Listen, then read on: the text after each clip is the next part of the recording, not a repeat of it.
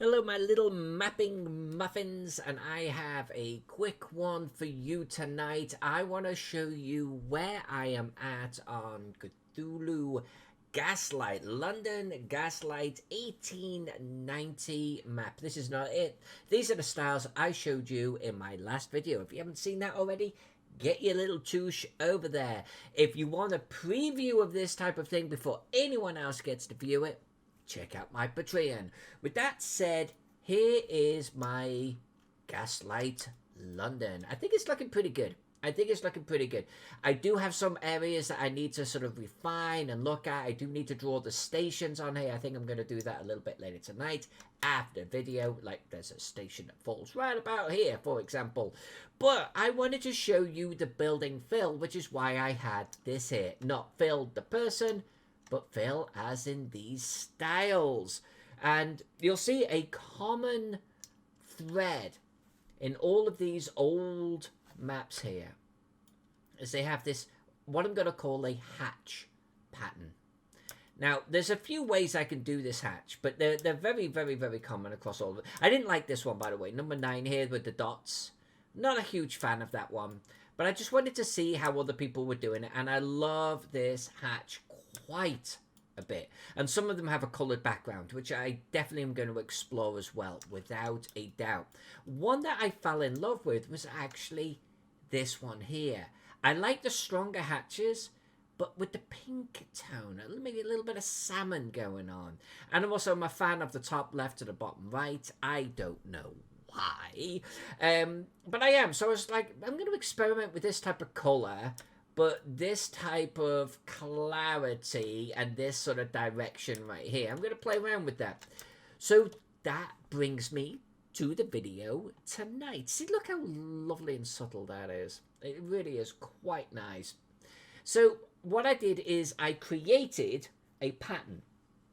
And I could do a separate video on how I did this.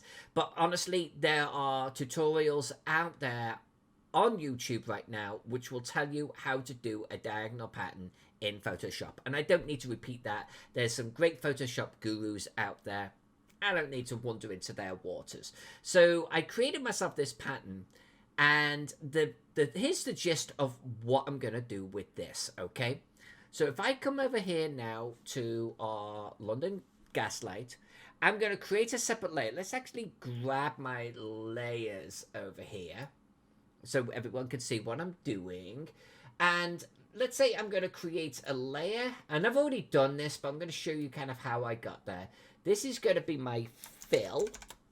And what I'm going to do is I'm actually going to fill the fill layer.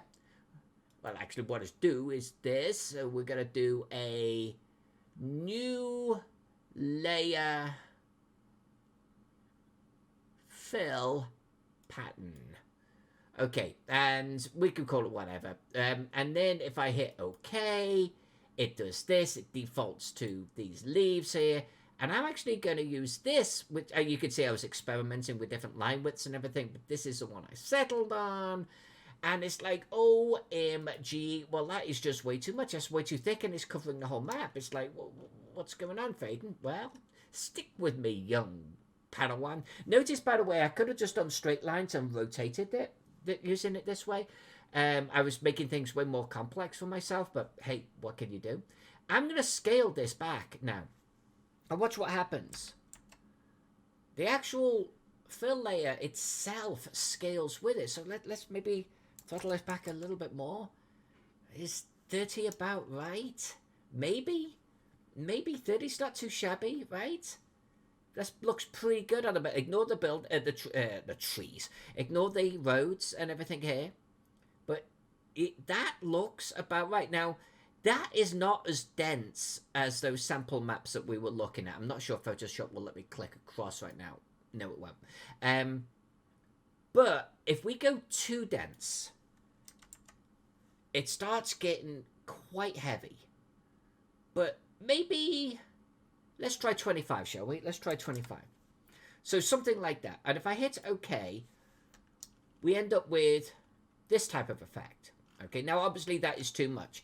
But if I now go to my building ink, which is why I've drawn all of these buildings on their own layer, and I grab the magic wand, and I just select all of the buildings, like so, and select modify, and we're going to expand that just 3 pixels so it'll actually come into the buildings a little bit more. That's now sitting on the ink. I like doing that, otherwise you get this little haze around it, which wouldn't be the end of the world, but you know what I mean. So now if I go back to my fill layer, which we created earlier, and was it that one? Yeah, I think it was. And I now mask it. What it will allow me to do is I've now got a mask on this. Now, it didn't do this automatically, by the way. Normally it would, but due to it being a pattern fill, what I now need to do is grab my pen or brush. I'm going to make the brush super big. And if I zoom in a little bit here, and I'm working off this mask, you see how basically the mask is hiding everything. It's not deleted. I haven't painted over it. It's just hidden. Now, if I do that, just nice. And let's just make that small again. And let's deselect that. Now, if I zoom in, you see how quick that was to do? Now, we do have some areas that would need to be refined because the actual masking process doesn't like it, for example, on little tiny alleyways like this. The little mask can't get in there. But the beautiful thing is, with this masking, this mask selected, I've still got black, I've still got the brush selected. Maybe let's make the brush a little bit smaller. I can clean this up by doing just simply that. It's like I'm painting over it with a mask. And so anything that needs a little bit of tidy up, I can do. But that then is a very quick fill. That doesn't look too different than these, right? Like this, I love this lighter one right here quite a bit. But like if I toggle between them, yeah, that's looking appropriate. That's looking really appropriate. Now, if I wanted to make this a little pinker, I can, obviously. I can use a filter or a layer style right on the top there, or do some color adjustments. I can also then drop in a little bit of color underneath, which I think is what I'm going to actually do.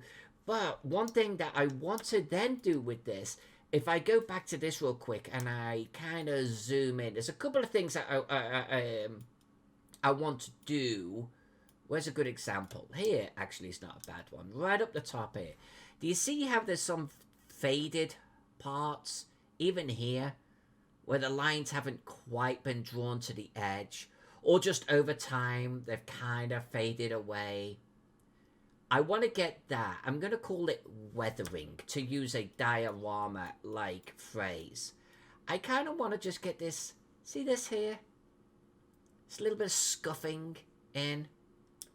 I also noticed that the bottom lines are a little heavier. We're going to play around with that as well. But to get that little bit of weathering, I can actually, still on the mask, maybe using a little bit of a grunge brush. Like if I come over here and I take, anyway, I've got a grunge brush. This might not be exactly how I do it, but if I take like this little grunge brush here, and I've still got my fill, and if I now just do a little bit of this, you see? And this was kind of heavy-handed. If I make this a little smaller, I can kind of just get a little bit of wear on this.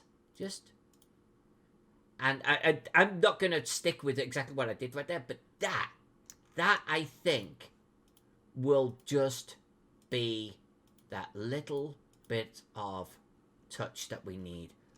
Look how beautiful that could be. That is how I'm going to treat this map. Just that little bit of, let's call it impurity, you know? Maybe concentrating a little bit on the bottom right, but just here and there. Just where the lines are kind of broken up. Either during when the cartographer was drawing them, you know, it wasn't quite a solid line. Or just over time. I think this looks much better than a solid line. I don't know what you think. Let me know in the comments down below. I think that that looks cock on.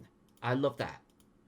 It has that genuine ink on paper feel. You know what I'm saying? Look how beautiful that is. Now imagine how we do that all over. I love it. I love how that looks. That is what we're gonna do all over this thing.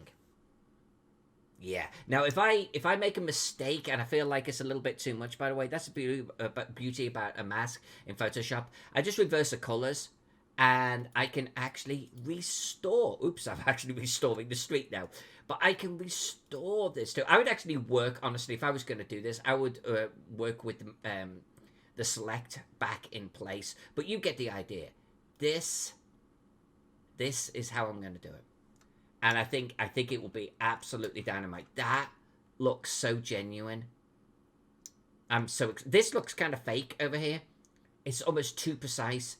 Add a little bit of impurity like this. We are cooking on gas. I'm excited. I'm really excited by this. So this is what I'm going to work on tonight. I'm going to play around with some colors and things like that too. And I'm going to play around, because this is probably about the print size, maybe a little bit large. I'm going to play around with the density of these lines too. I did one a little bit earlier on off camera, and it was more like this.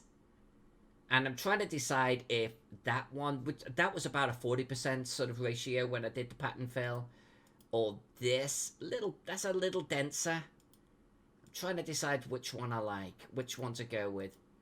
And I kind of like the dense one. Let me know. Let me know in the comments below, everyone. Yeah. So this is where I'm at. This is what I'm working on. Just thought I'd bring you along with me. Thanks so much. Love you. And I will see you on the flip side.